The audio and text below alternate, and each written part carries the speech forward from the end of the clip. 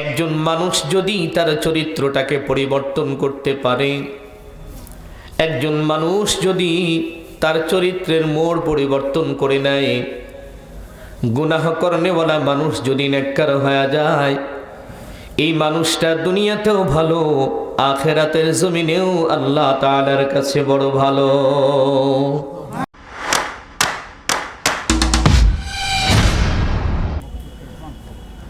ونشهد أن لا إله إلا الله وحده لا شريك له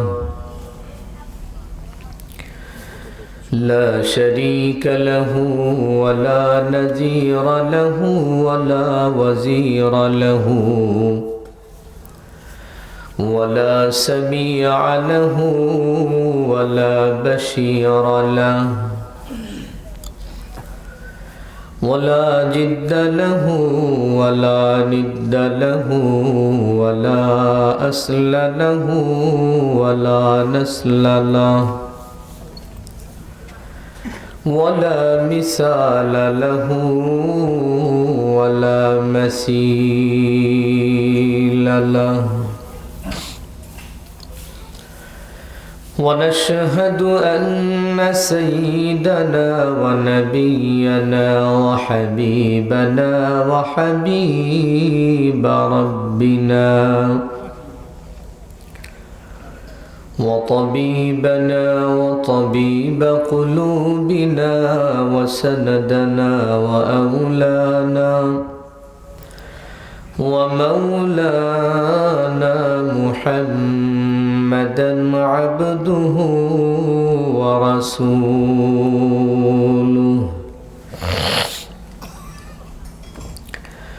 الذي أرسله الله تعالى إلى كافة الناس بشيرا ونذيرا وداعيا إلى الله بإذنه سراجا وقمرا منيرا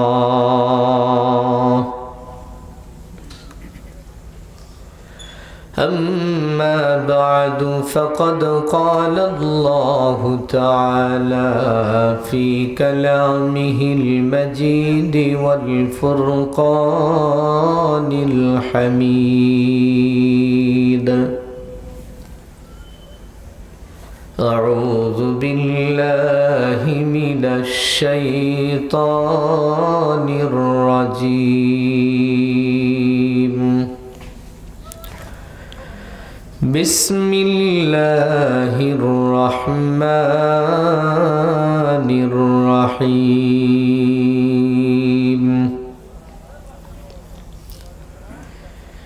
إن الله يأمركم أن تؤدوا الأمانات إلى أهلها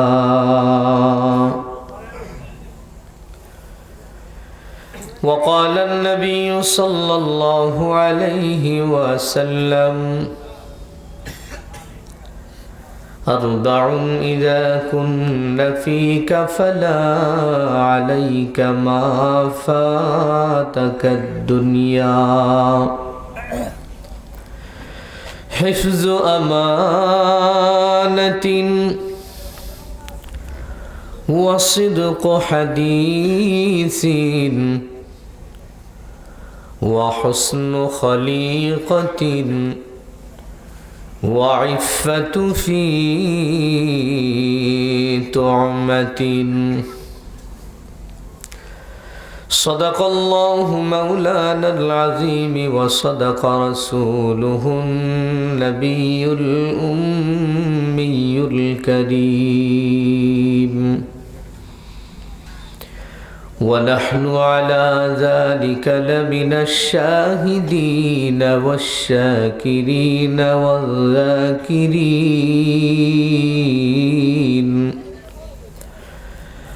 والحمد لله رب العالمين.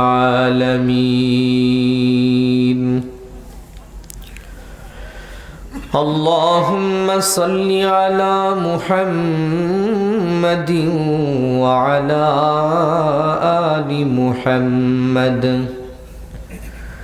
كما صليت على إبراهيم وعلى آل إبراهيم إنك حميد مجيد.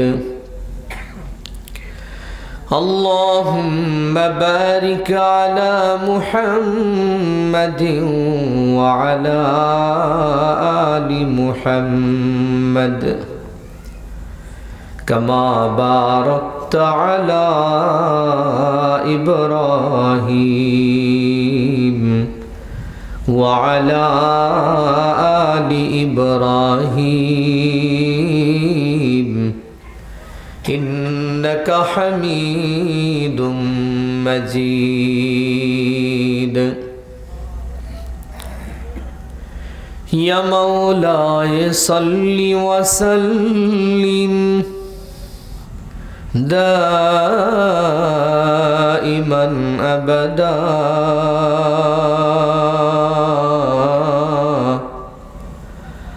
على حبيبك خير الخلق كلهم بلغ العلا بكماله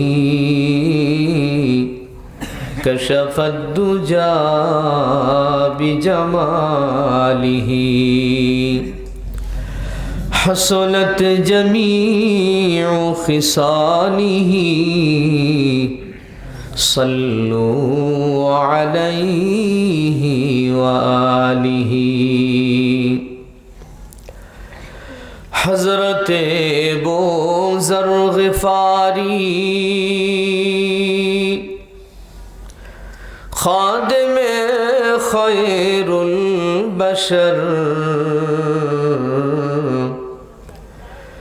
جس نے ساری زندگی میں نہ بنایا اپنا گھر بلغ العلا بکمالہ کشف الدجى بجمالہ حسنت جميع خصاله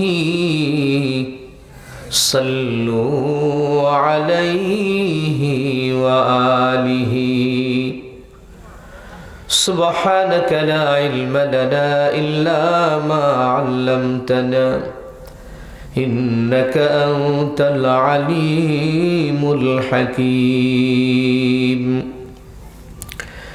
سبحان ربك رب العزة عما يصفون وسلام على المرسلين والحمد لله رب العالمين. الحمد لله. তেজন্য সম্পদের পেছনে দৌড়াইয়ে কোনো লাভ নাই, এগুলো দুনিয়ার সুখের চাবিকাঠি না। কথা বুঝে আসছে? রাসূল আরবি সাল্লাল্লাহু আলাইহি ওয়াসাল্লাম এই কথাই বলেছেন যে পৃথিবীর জমিনে কেউ যদি উন্নতি করতে চায়, সে যদি টাকার উন্নতি করে, বাড়ির উন্নতি করে, সম্পদের উন্নয়ন করে, এগুলো তার মূলত কোনো উন্নয়ন হবে না। কেন? যে এগুলো হলো ক্ষণস্থায়ী। এগুলো আজকে আপনার হাতে, তো দেখবেন কালকে আরেকজনের হাতে চলে গেছে। আপনাকে ভিখারি বানিয়ে দিয়ে অন্য কারোর হাতে চলে গেছে, সে ফকির থেকে কোটিপতি হয়ে গেছে, আপনি কোটিপতি থেকে রাস্তায় নেমে আসছেন। এটা দুনিয়ার হালাত, ঠিক কিনা জোরে বলেন? এজন্য সম্পদে কোনো সুখ নাই। নবীজি বলেন, তোমরা যদি তোমাদের জীবনে উন্নতি করতে চাও, একটা মানুষের সবচেয়ে বড় উন্নতি হলো তার চরিত্রিক উন্নতি। সুবহানাল্লাহ বলেন। সবচেয়ে বড় উন্নতি কিসে? চারিত্রিক উন্নতি। নবী আলাইহিস সালাম বলেন, তুমি যদি তোমার চরিত্রকে শুধরাইতে পারো, তুমি যদি আখলাক ওয়ালা হতে পারো, তুমি যদি আদব ওয়ালা হতে পারো, তাহলে তুমি দুনিয়ার মানুষেরও বন্ধু, তুমি আল্লাহ পাকেরও বন্ধু। সুবহানাল্লাহ বলেন। যাই হোক, সম্মানিত সুধী, আমরা প্রতিটা মানুষ চাই যে আমাদের জীবনে উন্নতি। তো নবী আলাইহিস সালাম আমাদেরকে কি বললেন? নবী আলাইহিস সালাম আমাদেরকে বললেন যে তোমরা যদি উন্নতি করতে চাও তাহলে তোমাদের চরিত্রের উন্নতি করো। মুসলমান ভাইরা আমার,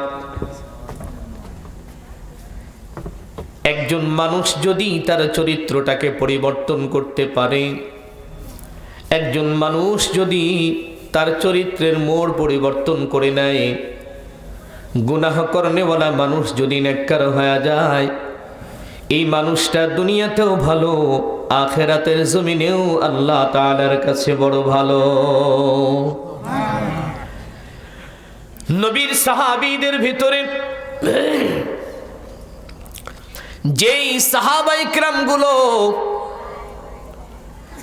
আল্লাহর রাসূলের হাতে হাত দিয়ে কালেমা পড়ে মুসলমান হয়ে গিয়েছিলেন, ওই মানুষগুলোর পূর্বের জীবনের ইতিহাস যদি আমরা বর্ণনা করি তো শরীরের লোম দাঁড়ায়া যায়।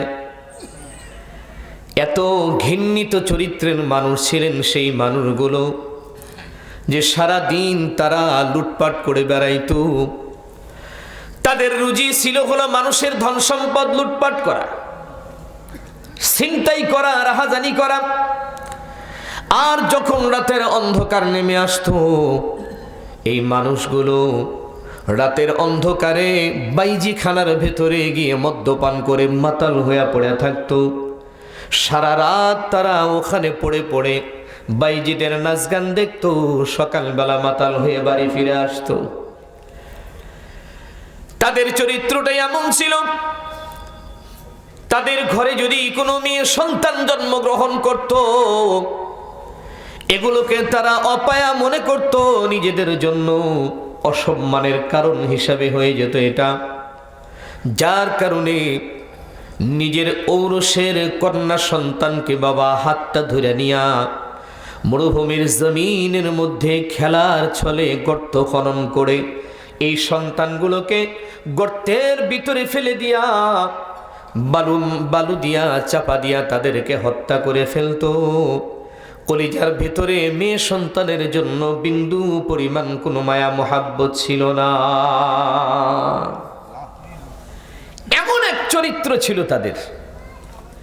কিন্তু যখন নবী মুহাম্মদুর রাসূলুল্লাহ সাল্লাল্লাহু আলাইহি ওয়াসাল্লামের হাতে হাত দিয়া কালেমা পড়িয়া ইসলাম গ্রহণ করলেন, আল্লাহু আকবার, তাদের সম্পর্কে নবী আলাইহিস সালাম বললেন আসহাবিকান নুজুম।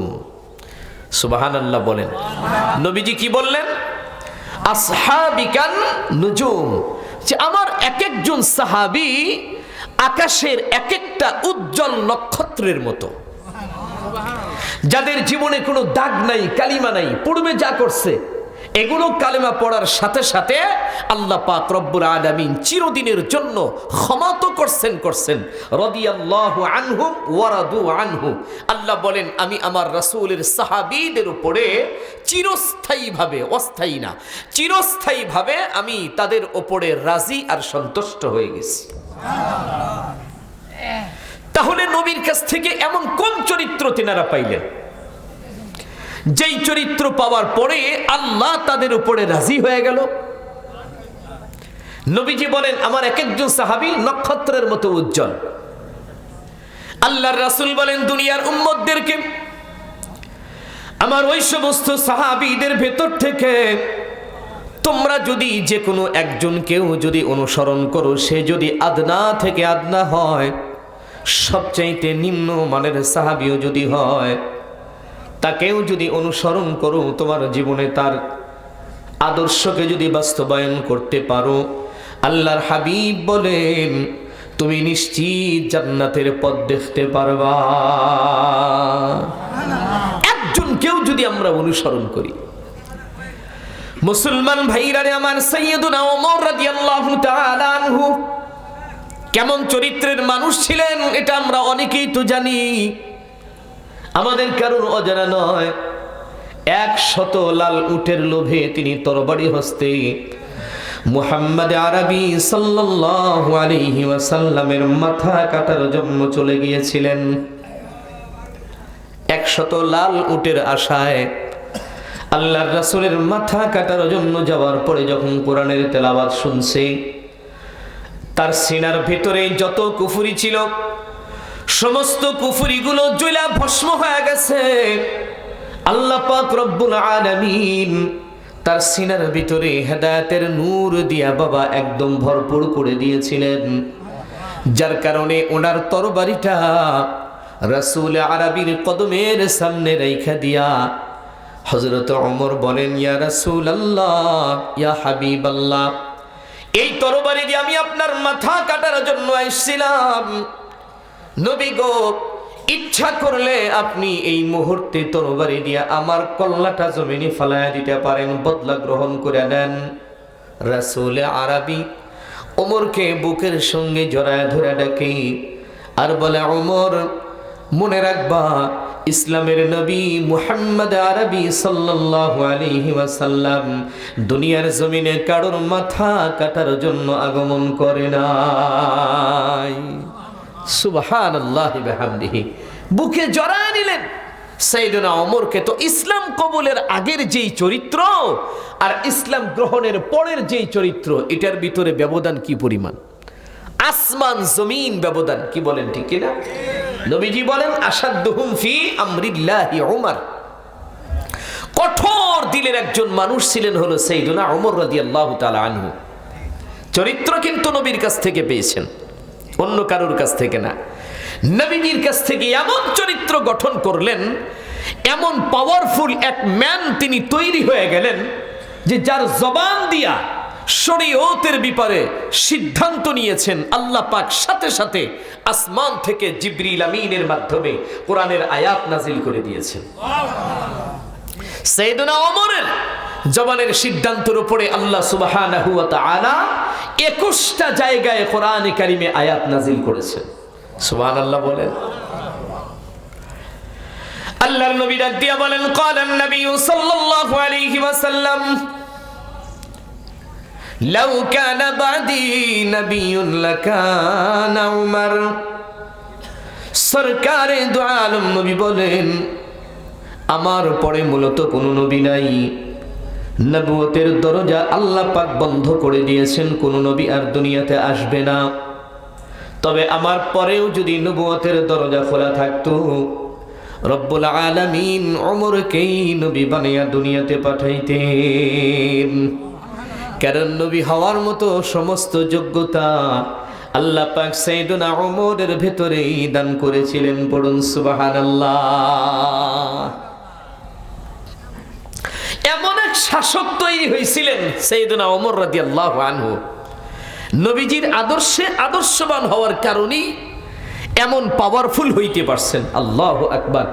যেই মানুষটার খেলাফতের আমলে, যে মানুষটার শাসন আমলে বাঘে বকরিতে এক নদীতেও পানি খাইতো, কেউ কারুর দিকে ফিরাও তাকাইতো না। এখন কি সেই সময় আছে? এখন সেই সময় আছে?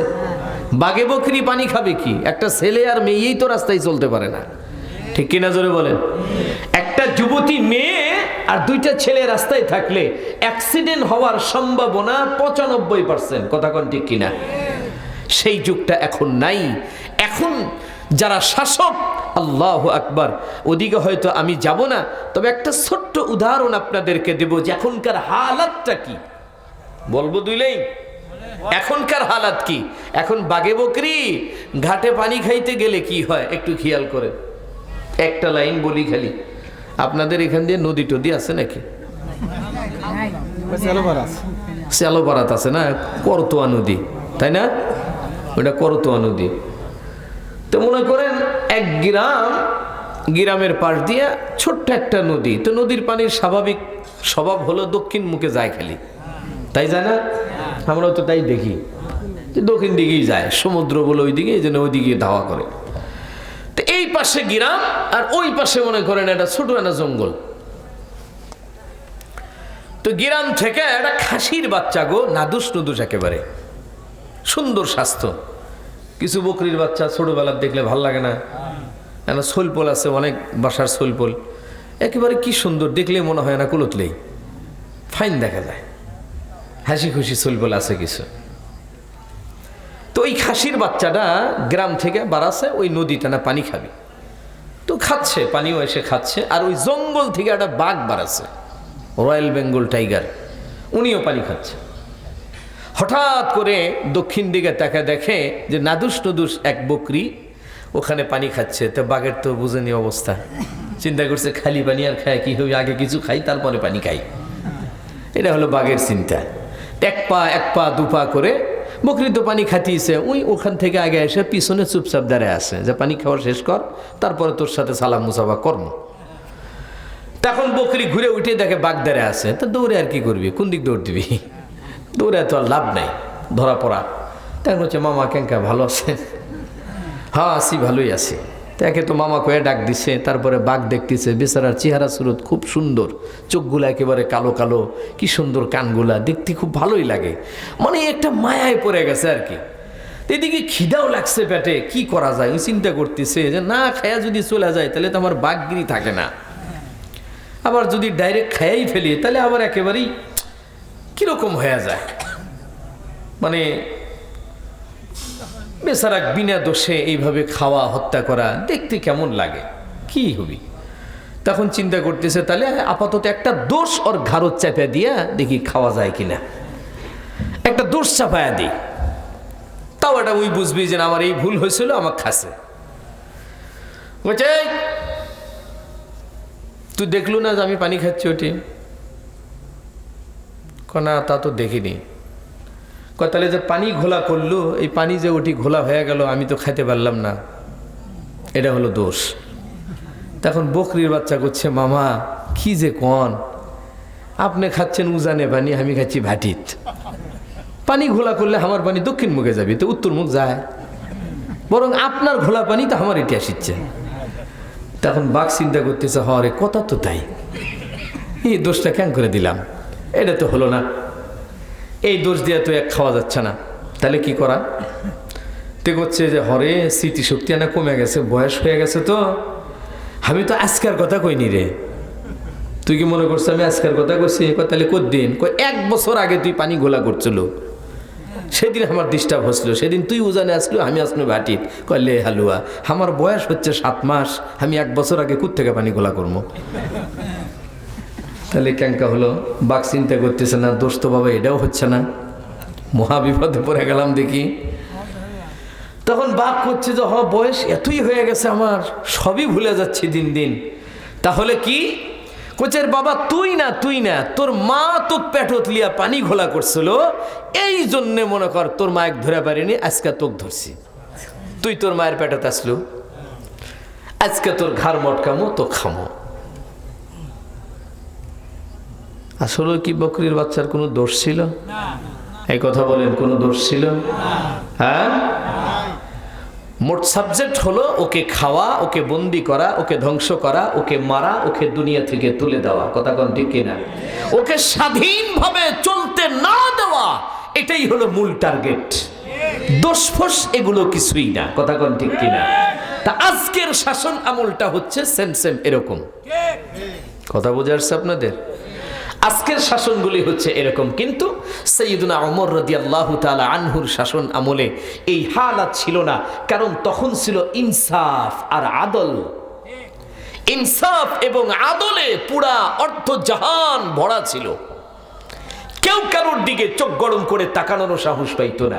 দুর্নীতি করবে তো দূরের কথা, জনসভা করতে গিয়ে 10 লক্ষ টাকা খরচ দেখাইবা তো দূরের কথা, যিনি প্রেসিডেন্ট উনি তো খেজুর পাতার উপরে ঘুমায়, পাবলিক ঘুমাবে কোন জায়গায়?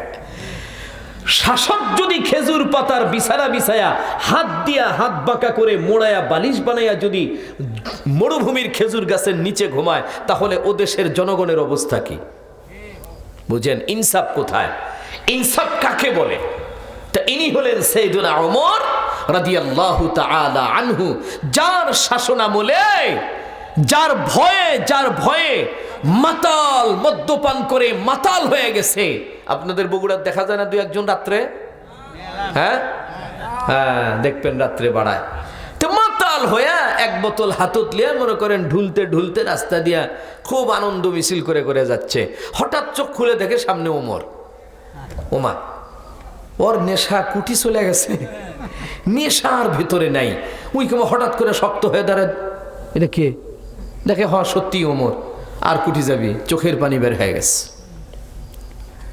হাতে তো মদের বোতল, খাওয়া তো খাসি, আবার এক বোতল লিয়ে যাচ্ছে, আবার পরেও খাবি।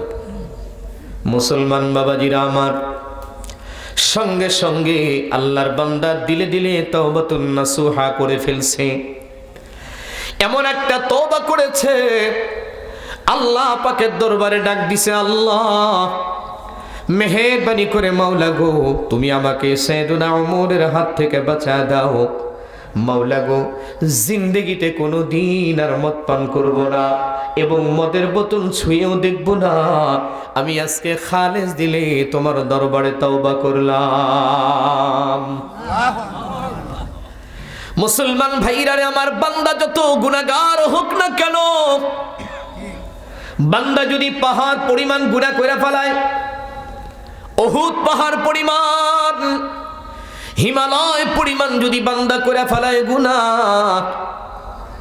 গুনাহ করার পরে যদি অনুশোচনা করে, শুধু যদি একবার আমার আল্লাহকে হাজির নাজির জেনে মাওলার দরবারে যদি একবার তওবাতুন নাসুহা করে, একবার যদি চোখের পানি ফেলায়া কান্দে, আমার আল্লাহরে যদি একটা ডাক দেয়, আল্লাহ অন্যায় করেছি, গুনাহ করেছি মাওলা, আর জীবনে কখনো তোমার নাফরমানি করব না, মাওলা গো তুমি ক্ষমা করে দাও।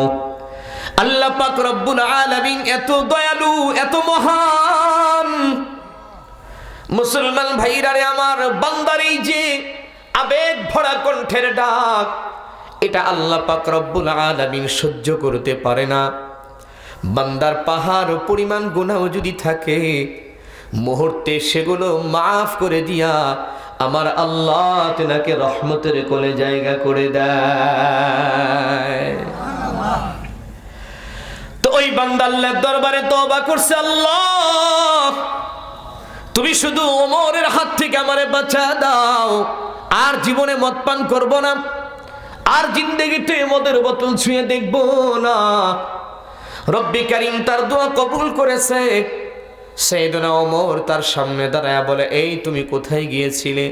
তোমার হাতে কি? পেছনে কেন হাত লুকায় রইছো? হাত বের করো না কেন? লোকটা ডেকে বলে, জনাব আমার হাতের ভিতরে হলো দুধ। কয় তাহলে পেছনে লুকাইছো কেন? কয় এমনি। ও তো চিন্তা করতেছে গর্দান আমার এখন চলে যাবে, কারণ এক নম্বরে হলো আমি মদ্যপান করেছি, আর দ্বিতীয় নম্বরে আবার মদকে দুধ বলে আমি মিথ্যা বলেছি। এই দুইটা শাস্তির কারণে আমার গর্দান চলে যাবে দুনিয়ার জমিনে। সাইয়েদুনা ওমর ডাক দিয়া বলে, দেখি তোমার হাতে কি, তাড়াতাড়ি পাশে নিয়ে আসো, লুকাইছো কেন?